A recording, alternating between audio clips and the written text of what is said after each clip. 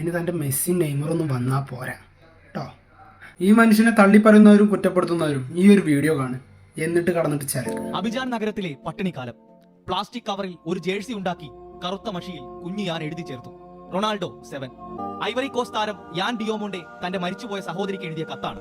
ഫ്രാൻസിൽ താമസം, സ്വന്തമായൊരു വീട്, അല്ലലൊഴിഞ്ഞ് സമ്പന്നനായ ഒരു ഫുട്ബോൾ താരമായി ചേട്ടൻ വളരുന്നത് സ്വപ്നം കണ്ടൊരു അനുജത്തി റോക്സാനെ. ക്ലബ്ബുകളിലൊന്നും ഇടം ലഭിക്കാതെ മറ്റുള്ളവർ പരിഹസിച്ചപ്പോഴെല്ലാം റോക്സി യാനോട് പറഞ്ഞു, എന്റെ ചേട്ടൻ അടുത്ത റൊണാൾഡോയാകും. ഒടുവിൽ ലോകകപ്പിൽ ചേട്ടൻ പന്ത് തട്ടുന്നത് കാണാതെ അവൾ യാത്രയായി. ആദ്യ മത്സരത്തിന്റെ പേരിൽ ലോകമാകെ പരിഹസിക്കുമ്പോഴാണ് ക്രിസ്ത്യാനോ ഒരു പ്രതീക്ഷയാണെന്ന് മറ്റൊരു രാജ്യത്തിന്റെ താരം പറയുന്നത്. മദീറ നഗരത്തിൽ പട്ടിണി കിടന്നവനാണ്, പഠിപ്പ് നിർത്തി കൂലിപ്പണിക്ക് പോയവനാണ് ക്രിസ്ത്യാനോ റൊണാൾഡോ. ഹൂസ്റ്റൺ മൈതാനത്തെ 90 മിനിറ്റിന്റെ പേരിൽ തള്ളിക്കളയാനാകുന്നതല്ല 2.5 പതിറ്റാണ്ടിന്റെ ചരിത്രം. അതെ, ഒന്നുമില്ലാത്തവന് അയാൾ ഇപ്പോഴും എപ്പോഴും പ്രതീക്ഷ. അപ്പോൾ പട്ടിണിയിൽ നിന്നും പരിഹാസത്തിൽ നിന്നും ലോകത്തിന്റെ നെറുകയിലെത്തിയ ആ മനുഷ്യനെ അളക്കണം എന്നുണ്ടെങ്കിൽ അതിന് തൻ്റെ മെസ്സി നെയ്മറൊന്നും വന്നാൽ പോരാ.